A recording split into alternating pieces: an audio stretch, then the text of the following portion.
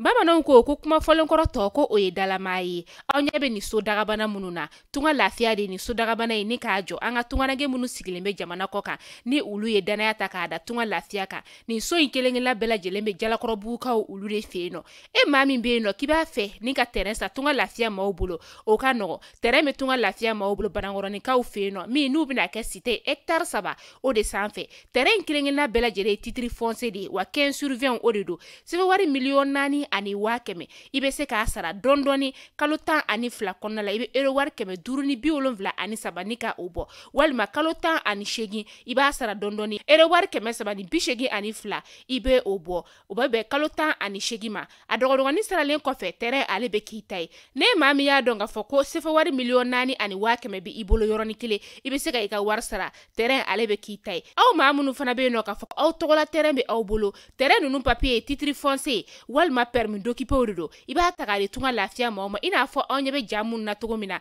u b'a jɔ ni ka a d'i ma ka sɔrɔ i ma tɔɔrɔ o tuma la tunganage minnu sigilen bɛ jamana kɔ kan tunga lafiya nana aw lafiyali o de kama walasa sojɔko la aw kana degun sɔrɔ cogoya min na ne mɔgɔ min bɛ fɛ ka kunnafoni wɛrɛ sɔrɔ sa o tuma la an wele an ka numéro whatsapp kan 00336 41 94 03 80 walima 00223 72 18 42 47 tunga lafiya maliyɛnden minnu sigilen bɛ jamana kɔ kan u bɛɛ lajɛlen kelen-kelenna bɛ se ka u ni kanso sɔrɔ ba maliba ale kɔnɔna la cogoya min na.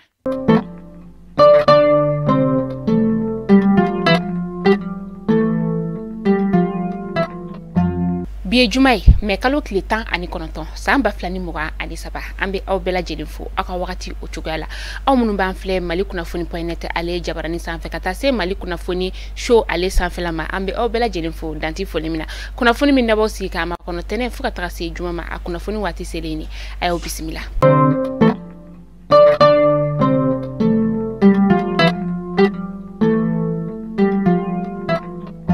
Kunnafoni daminɛla bi an ka jamana ɲɛma ni o ye colonel Asimi Goita ye mais kalo tile 18 tɛmɛnen san 2023 jibondo 6 ka taga se balofɛn tɔni 12 ma a kɔni ye o tila jɛma n'a lamini fantanw olu ni ɲɔgɔn cɛ ni o ye dɛsɛbagatɔw ye dɔgɔkun 2 kɔnɔna la jibondo 20 bɔɲɔgɔn o fana kɔni o kolomo karila kitana lamini o kɔnɔna la ni baara in yɛrɛ bɛɛ lajɛlen kɔni labɛnna colonel Asan Bajalo ale fɛ colonel Asan Bajalo ale an ka cɛmancɛ fanga jamana ɲɛmaa ka ladiliba a kɛrɛnkɛrɛnnen ye. Urusi ale laseli kɛ k'a fɔ ko fɛn min ye farafina jamana ɲɛmaa dɔ kan ka fara ɲɔgɔn kan ni ka taga Moscou kalo daminɛ nata in o la ka taa se juillet kalo ale ma a yirala k'a fɔ u takun ye fɛn min ye o de ye gɛlɛya min bɛ Urusi ale ni Ukraine ni ɲɔgɔn cɛ sa farafina jamana ɲɛmaaw bɛna taa kuma ɲɔgɔnya kɛ o kɔnɔna la ni kunnafoni in yɛrɛ kɔni bɔla Sud-Africains ka jamana ɲɛmaa ale yɔrɔ la no o ye Cyril Ramaphosa ye. Ministre bɛ sigili kɛrɛnkɛrɛnnen min ye ni ka o kɛ araba tɛmɛnen mais kalo tile 17 san 2023 ministre min bɛ yen nɔ ni ale ɲɛsinen bɛ jago koɲɛw olu ma ale y'a yira k'a fɔ conseil des ministres kɛnɛ kan ka kɔma taxi ale kan ka baara ni ka o daminɛ juin kalo o cɛmancɛ la. Alama hinɛna Amadu Tumani Ture la n'o o tun ye an ka jamana ɲɛmaa kɔrɔ ye Amadu Tumani Ture Moptikaw ka kalanso belebele min bɛ yen nɔ o kɔni ye a tɔgɔ ni ka tagada Amadu Tumani Ture ale la an bɛ dugawu kɛ Ala ka badabada dali nɔgɔya a ye. Sanfɛ kalanso 3 an ka faba kɔnɔna la yan nɔ olu kɔni bɔra ni ka u ka nisɔngoya ka o yira mais kalo tile 17 sɔgɔmada joona ka sababuya kɛ u ka lakɔli karamɔgɔw kɔni bɛ baara bila la a bɛ dɔgɔkun 3 bɔ nin wagati in na u kɔni y'a yira k'a fɔ ko nin wagati in na olu bɛ fɛ ni ka kalan kɛ u ka lakɔli karamɔgɔw kabi janvier kalo tɛmɛnen na sa u kɔni tun bɛ baara bila la fo kana se sisan ma baara bila kɔni ale tɛ ka se ka dabila o kɛlen bɛ gɛlɛyaba ye olu bolo. walasa ka se ka majugu ni ka ulu woloma ka bɔ maɲumanw na sa an ka fintigilaka minnu be yen nɔ ni o ye brigade anti-criminalité n'an b'a fɔ ma kuma la surunya la ko bagi ale ɲɛma ni o ye commissaire principal la Cheka Abdou Sangare ale n'a ka maaw kɔni mɛ kalo tile 15 tɛmɛnen u wulila ni ka don faba kɔnɔna la ka taga yugubali ka o kɛ yugubali sen fɛ sa u kɔni ye wele ni ka o lase maa dama dama olu ma u tilala tuguni ka ɲɛnaminifɛn caman ni ka o bɔ yɔrɔ dɔw la. walasa ka se ka sumaya ni ka o kɛlɛ cogoya min na Sange Sule ale kɔni bɛna tila bankasikaw olu fɛ yen nɔ min ni a baara yɛrɛ kɔni kuma donna la ka fɔ mɛ kalo tile 17 tɛmɛnen na laɲini ye fɛn min sa o de ye ka se ka sumaya bana ni ka ale kɛlɛ a sumaya bana yɛrɛ bɛ se ka kɛ sababu ye ka maaw ni ka olu bɔnɛ u ni na a yirala k'a fɔ ko ni Sange Sule in kan ka di denbaya 4,419 o de ma bankasi n'a lamini o kɔnɔna la u ka yirali y'a fɔ fana ka fɔ ko TESCOM ni o ye kɛnɛyaso 15 ye o de be bankasi n'a lamini na kɛnɛyaso 15 in kɔnɔna la dɔgɔtɔrɔ 396 o de be nɔ dɔgɔtɔrɔ 306 fana be nɔ minnu n'olu ka baara ɲɛsinin bɛ baara wɛrɛ olu ma k'aw ladɔnniya k'a fɔ ko sibiri mɛ kalo tile 27 ka taga se juin kalo tile fɔlɔ nata in ma Sange Sule ale tilali bena daminɛ.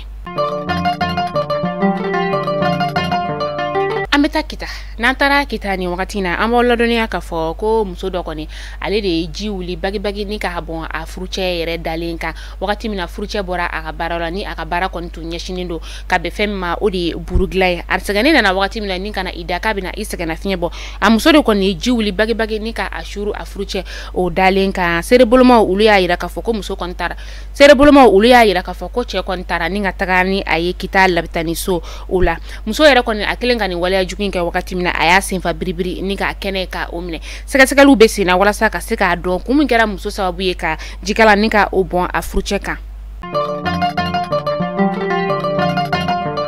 Jinɛ Musa Jakite ale ye Yoroso n'a lamini préfet kura ye a kɔni yirala dugulamaw la dɔgɔkun tɛmɛnen o kɔnɔna la a yiralen sa parti politique mɔgɔw ka taga se dugu sigibagaw olu ma fintigi gansanw fo ka taa se kunnafonidilaw ma u kɔni ye kuma falen kɛ u ni ɲɔgɔn cɛ ka tila ka bisimila kɛ ka ɲɛsin a ma. Serabakan kasara juguman dɔ kɔni kɛra sababu ye ka maa 3 ni ka olu bɔnɛ u ni na maa 9 olu sɛbɛkɔrɔ jogina maa 9 minnu na sa maa 5 de bɛ nɔ olu kɔni ka joginda jugira ni maa tɔw ye olu ta telera ni ka taa n'u ye Tɔnbukutu labitani so la ni serabakan kasara in yɛrɛ kɔni kɛra mɛ kalo tile 16 a kɛra Ɲafunge ale ni tɔn ka o sira la serabakan kasara in yɛrɛ sababu bɔra fɛn min na sa o de ye camion dɔ ale de kɔni yɛlɛnna katakanitigi dɔ o kan fɛn min ye commandant de brigade de gendarmerie n'o o tɔnboloma ɲɛma ye ale y'a yira k'a fɔ ko ni serabakan kasara in kun tɛ foyi ye serabakan sariya labatobaliya o de don camion tigi ka taga se camion bolila yɛrɛ ma sa o bɛ tɔnbolomaw olu ka bolo kan ni sɛgɛsɛgɛliw kɔni bilalen no sen kan walasa ka se ka a ko ɲɛdɔn maa minnu bɛ yen nɔ sa ni olu kɔni kɛra sababu ye nin ko in na sa olu kɔni tun taa kun ye dugu kɔnɔna la k'u bɛ taa u ka carte biométrique ko de ɲɛɲini. Mali kunnafoni jabarani najɛbaw kunnafoni damadɔni tun bɛ an bolo kɔrɔ bi jumadɔ na ni k'a da kelen-kelenna bɛɛ lajɛlen tulo kan o de tun ye nin an tɛ segin an tɛ ɲinɛ fɔli la ɲɛna ka fɔ ko tunga lafiya de ye anw ka kunnafoni jukɔrɔma dondoba ye a bɛ waati jan bɔ tunga lafiya min ni tungarankew kɔni kelen don ka lafiya sɔrɔ u ka baara la kosɛbɛ tunga lafiya ko k'a da ka client bɛɛ lajɛlen tulo kan ka fɔ ni wagati in na terrain bɛ banankɔrɔnikaw olu fɛ yen nɔ terrain minnu ni titre foncier de don 15/20 terrain in kelen-kelenna bɛɛ lajɛlen 4,500,000 n'o ye sɛfɛwari 4,000,000 ani 100,000 ye titre foncier ninnu n'a ka di maa min ye sa i bɛ se ka terrain i bɛ se k'a sara yɔrɔnin kelen n'a wari b'i bolo n'o wari fana t'i i bolo sa terrain i b'a dɔgɔdɔgɔnin sara fo san kelen n'o bɛ bɛn 12 mois ma a bɛ dɔgɔdɔgɔnin bɛ sara cogo di 783 € i bɛ o de sara kalo o kalo fo ka taa se kalo 12 ma ni kalo 12 ka sɔrɔ e mɔgɔ min ɲɛkɔrɔ sa kalo 18 fana bɛ yen nɔ i bɛ euro wari 383 i bɛ o de sara kalo o kalo fo ka taa se kalo 18 ma n'i tilala terrain sara la wagati min na terrain papier ale bɛ kɛ i ta ye tunga lafiya nana tungarankew lafiyali kama ne mɔgɔ bɛ kunnafoni wɛrɛ la sa an wele an ka nɛgɛjuru sira min bɛ affiché an ka kunnafoni ale kɛrɛfɛ aw k'an bɛ tɛnɛ don inshallah kunnafoni kuraw olu kɛnɛ kan.